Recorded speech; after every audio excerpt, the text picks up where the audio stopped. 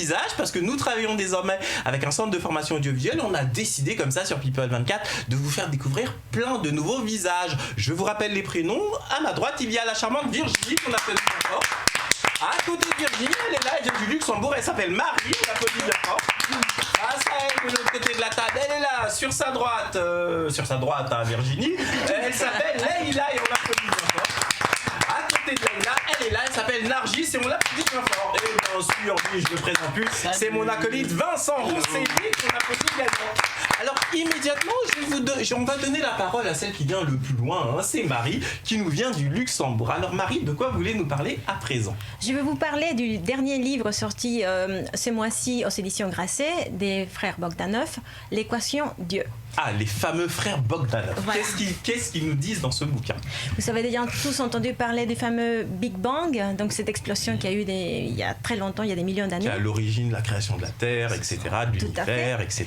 Et bien, depuis toujours, des mathématiciens et des physiciens, dont les frères Bogdanov, disent que peut-être il y a eu quelque chose avant le Big Bang. Mais que signifie cela ?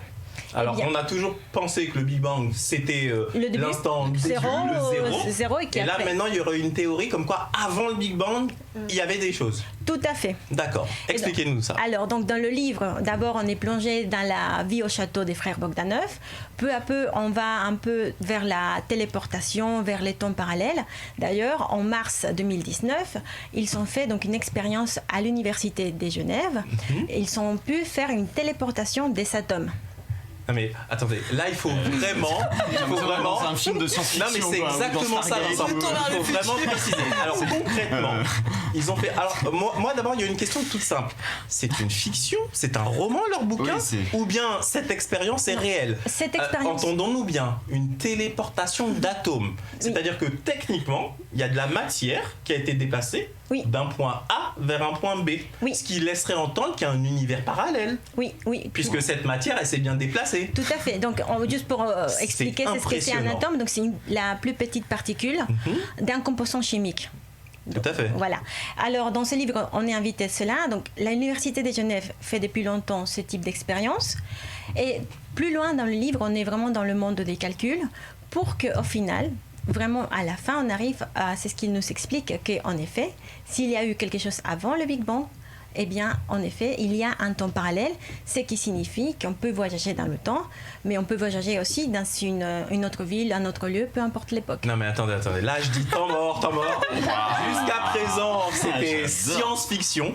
Non mais attendez, moi j'ai besoin d'avoir d'autres sources. Elle est vraie cette news, elle est vraie cette info du mois de mars. Il est tout à fait vrai. D'ailleurs, en Suisse, il y a un tunnel qu'ils sont en train de construire, qui est très très très grand, dans lequel on fait voyager un peu plus, de façon un peu plus lointaine, certaines particules également, des atomes, la lumière. Non mais pour bien expliquer à nos amis téléspectateurs, si on a réussi à faire déplacer la plus petite particule physique, tout à fait, qui est l'atome, ça veut dire que techniquement, qui sait, avec l'évolution de la science, on pourra faire déplacer des objets.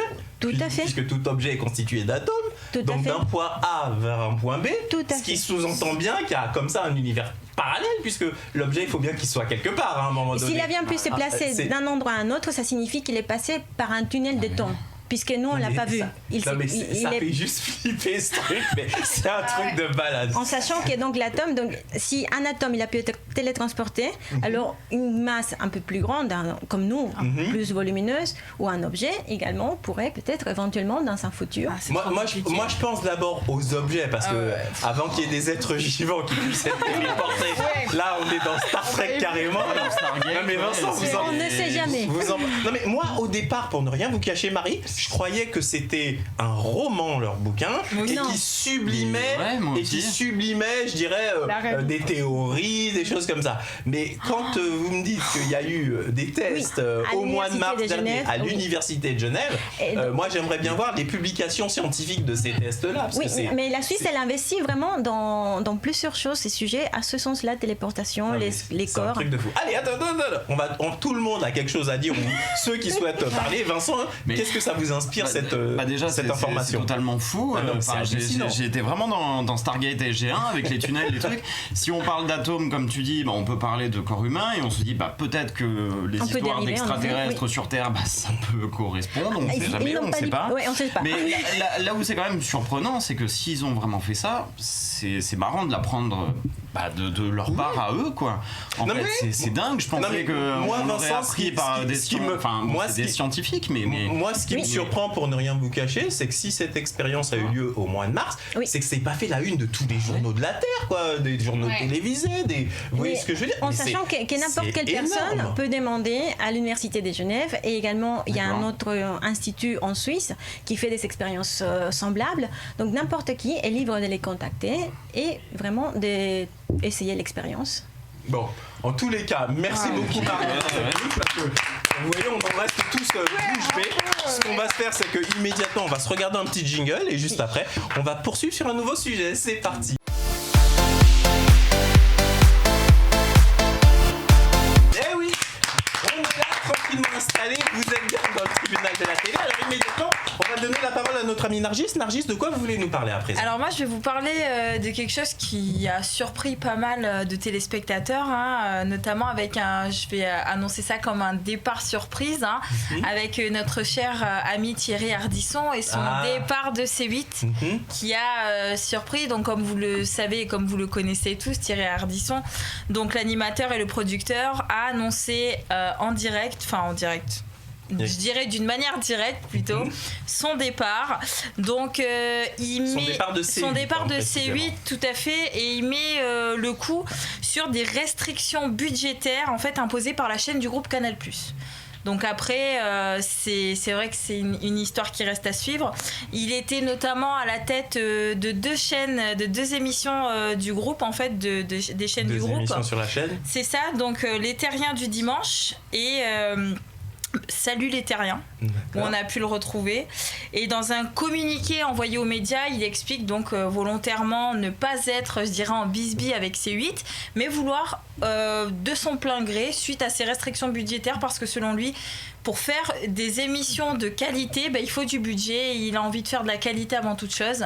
Et il a déjà aussi ses petits projets bien au chaud pour la rentrée, donc on ne le verra plus. D'accord, alors d'abord, on vous applaudit Nargis pour mettre ce sujet sur la table, mais moi j'aimerais bien entendre vos sentiments à tous, parce que Thierry Ardisson dit qu'il n'a plus assez de visuel, mais il faut quand même noter que chacune de ces émissions coûtait 180 000 €, me semble-t-il, à peu près.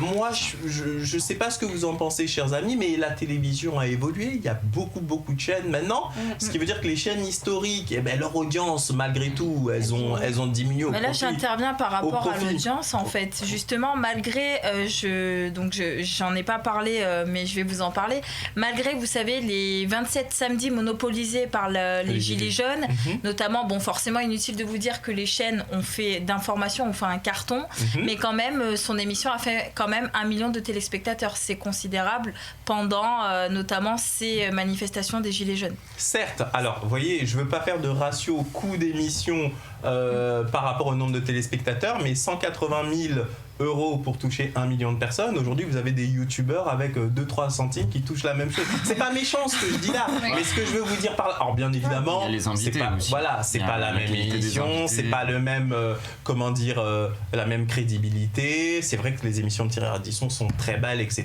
Mais ce que je veux dire par là, c'est que, et si je pose la question, on est là pour discuter. Est-ce que après tout, c'est pas une évolution naturelle que des animateurs qui ont connu beaucoup de succès comme Thierry Ardisson et qui ont connu la télé quand il y avait beaucoup d'argent dans la télé, doivent aussi s'adapter, comme l'a fait par exemple Cyril Hanouna avec son Touche pas à mon poste. Je ne parle pas de la qualité de l'émission, effectivement, celle de Thierry Ardisson fait un peu plus l'unanimité, mais qu'est-ce que vous en pensez, Vincent ? C'est totalement ça, et puis il faut connaître aussi le personnage. Thierry Ardisson, c'est quelqu'un qui a une forte tête, qui veut être vu. Il se trouve qu'il est sur C8, et le roi sur C8, c'est Cyril Hanouna. Donc ça, à la base, je pense qu'il n'aime pas du tout être en concurrence. Je sais pas si vous avez vu les reportages qui ont été faits sur l'anniversaire de l'émission Tout le monde en parle, qui présentait avant. Il faut savoir qu'il avait réussi à jarter Christine Bravo à l'époque, parce qu'il voulait monopoliser l'écran, il voulait que tout le le monde le voit. Là aujourd'hui c'est pas le cas. Donc forcément ce grand monsieur qui a une très forte personnalité, je pense que ça lui plaît moyennement qu'on le mette moins bien en avant. Je pense qu'il y a peut-être aussi le salaire. Allons savoir. C'est peut-être son salaire à lui qui n'est pas bon plutôt qu'au niveau dépenses, on ne sait pas. Après, là où je suis un peu surpris, c'est qu'il disait peut-être que TMC allait lui faire une proposition pour venir sur la chaîne parce que apparemment Burger Quiz fait moins d'audience et il prendrait une place. Je suis un peu surpris sur ça parce que les audiences de Burger Quiz sont plutôt bonnes.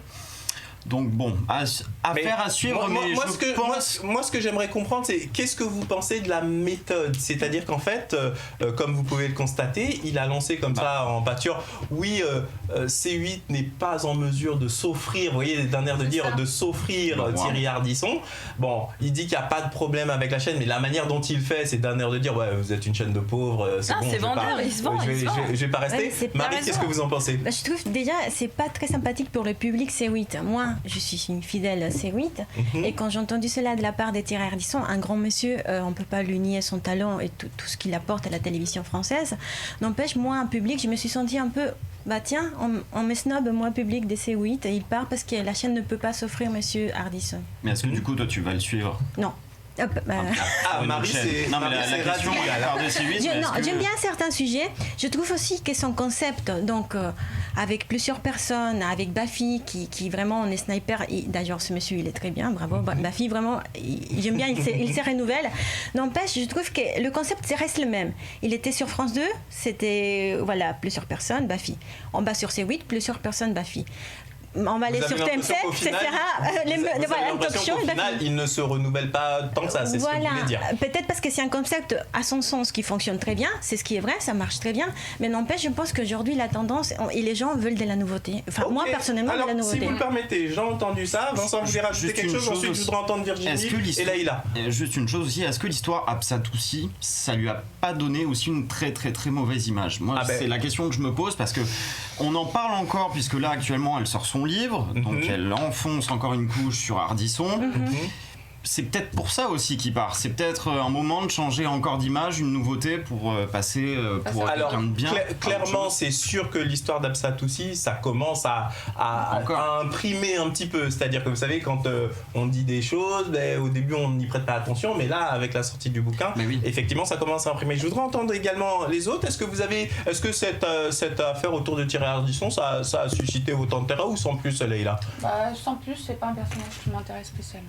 Ça a le mérite d'être clair. Et vous, Virginie ? Moi, je pense surtout que c'est une histoire de salaire et non de coût de production. Alors, attention, parce que quand on parle de salaire, Thierry Ardisson, il produit ses propres émissions. Donc, en fait, dans le coût de la production, effectivement, il tire son salaire. Il est bien animateur et producteur, Tout à fait. Donc, si les coûts de production sont déjà trop élevés, comment il va faire pour...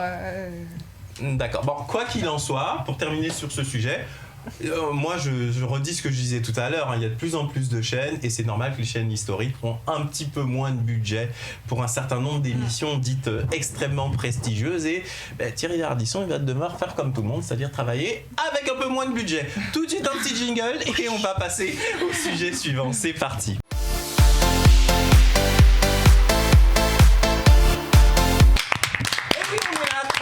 Installé, vous êtes dans le tribunal de la télé, vous savez c'est le rendez-vous de la bonne humeur. D'ailleurs, chers amis téléspectateurs, si vous voulez assister à l'émission ou si vous voulez nous donner votre point de vue, n'hésitez pas à aller du côté du site internet de la chaîne à l'adresse www.people24.tv. Vous remarquerez également, il y a une petite rubrique qui s'appelle Casting qui vous permet de participer à un certain nombre d'émissions de la chaîne, donc n'hésitez pas à aller faire un tour et à venir ensuite sur nos plateaux. Immédiatement, on va donner la parole à notre amie Virginie.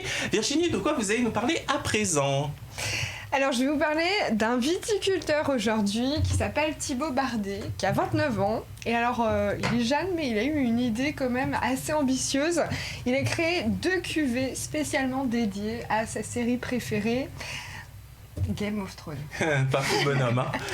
Voilà, évidemment. Alors, ce qui est fort, c'est que pour créer ses vins, il a regardé toutes les scènes où il était question de vin dans la série. Donc autant dire, alors au ralenti en plus, autant dire que ça prend du temps. Et du coup, malheureusement, il a eu des nouvelles de HBO qui détient tous les droits et qui l'a félicité quand même, hein, mais qui lui a demandé d'arrêter sa production. Alors attention, précision quand même, Virginie, combien en a-t-il vendu le petit jeune homme ? Il a quand même réussi pour le moment à en vendre 15 000. Il lui en reste encore 30 000 à vendre. Il a le droit de les vendre, les 30 000, donc ils sont quand même sympas. Moi très sincèrement, je trouve que HBO, ils ont été smart, ils ont été sympas. Oui, parce que de quoi s'agit-il en réalité ? C'est un type, je dis un type, un monsieur, excusez-moi, qui voit une série à succès et qui s'approprie quelque part la marque et qui fait du vin. Est-ce qu'il avait mis le logo peut-être pas le logo, mais en fait il s'est fortement inspiré. Il les avait intitulés en fonction des épisodes. Voilà. Oui, mais si vous voulez, ça avait une logique qui fait qu'au final, il s'approprie quelque part une marque mondiale. HBO, ils ont été sympas quand même de lui permettre d'écouler sa production. Vincent, vous en pensez quoi ? C'est très couillu ce qu'il a fait. J'adore, parce que oui, si HBO l'avait porté en justice, alors là, ça lui a coûté très cher là, pour le coup. Ils l'ont félicité. Mais c'est bien, non, mais tant mieux, c'est une bonne idée. Remarque, bon, c'est sympa, ça fait sourire, mais oui, là, je crois qu'il faut qu'il arrête, sinon il va avoir des soucis. Qui ici a regardé le dernier, enfin, qui est fan d'abord de Game of Thrones ici ? Du tout. Non, mais c'est fou parce qu'en fait, cette série elle cartonne dans le monde entier et moi je l'ai jamais vue. Donc, c'est pour ça que je me fais. Vous avez remarqué, je me faisais tout petit là. Ici. Moi, j'ai commencé à regarder, j'en suis à la saison 1, épisode 4. Vous allez exploser de rire.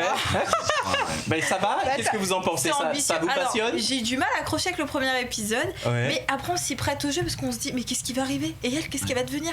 Et là on se dit ouais quand même. Mais j'ai peur du dernier épisode là, avec les retours que j'ai eus. En tous les cas, pas besoin d'attendre. C'est ça.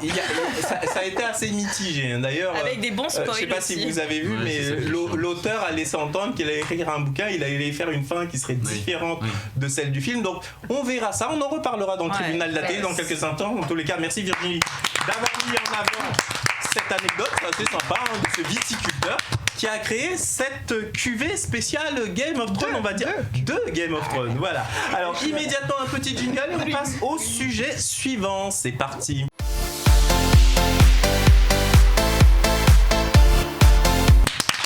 Et oui, on est là, tranquillement installé. Vous le savez, c'est le tribunal de la télé. Le tribunal de la télé, c'est votre rendez-vous de la bonne humeur. N'hésitez pas à nous suivre sur les réseaux sociaux. Il s'affiche actuellement au bas de l'écran. Et de la même manière, vous pouvez aller également du côté du site internet de la chaîne à l'adresse www.people24.tv. Immédiatement, on va donner la parole à notre amie Leïla. Leïla, de quoi vous voulez nous parler à présent ? Alors, je voudrais vous parler de la fameuse star de la télé-réalité française, Nabila Benassia. Ah, ça fait longtemps qu'on n'en avait pas entendu parler. Alors, elle fait beaucoup parler d'elle en ce moment. Bon, cette fois, c'est plus pour le halo, c'est vraiment pour sa grossesse. Donc, qu'elle vit, bon, d'ailleurs, plus ou moins bien par période. Et donc là, voilà. On voit qu'elle suit précisément, Leïla. La vie de Nabila, elle est au courant. Dites-nous tout, Leïla. Alors, du coup, là, elle a fait beaucoup parler d'elle récemment par rapport à son mariage. Donc, ils se sont mariés le 7 mai dernier. À Londres où ils vivent actuellement et donc ils se sont mariés vraiment en petit comité donc avec les deux mamans respectives.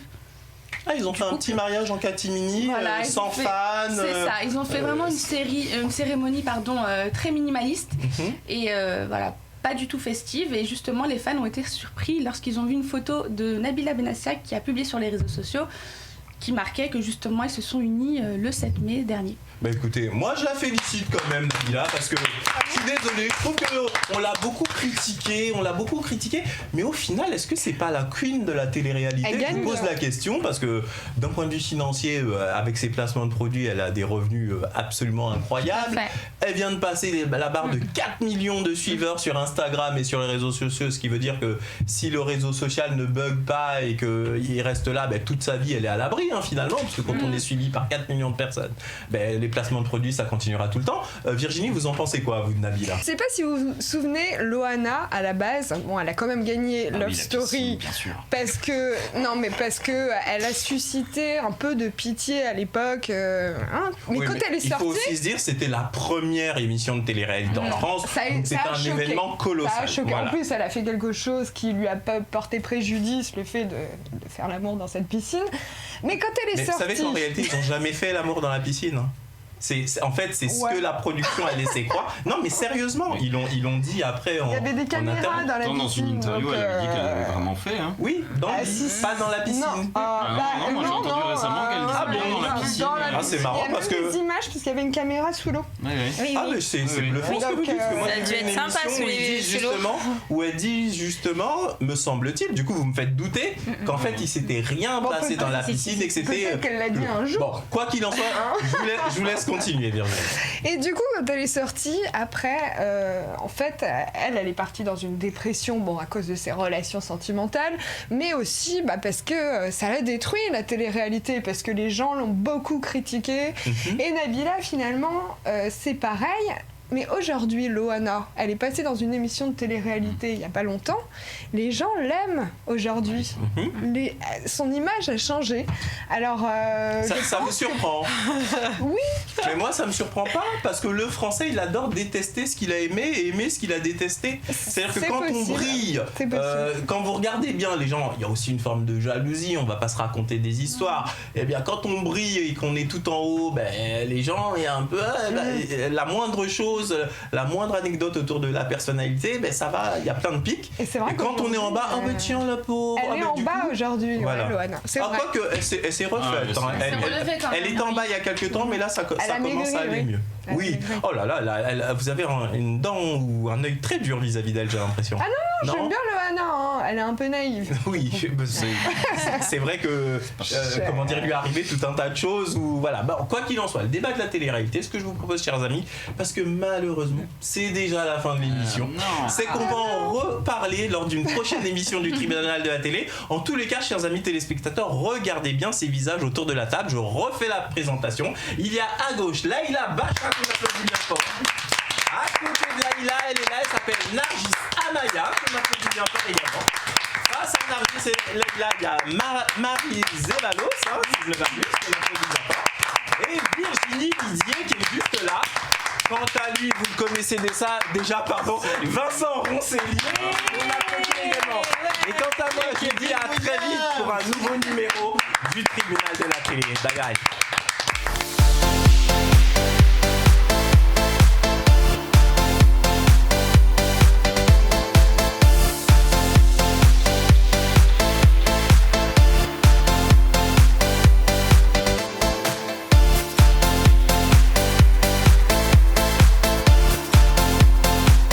Le tribunal de la télé avec la masterclass VGS Télévision, la formation audiovisuelle pour bosser à la télé.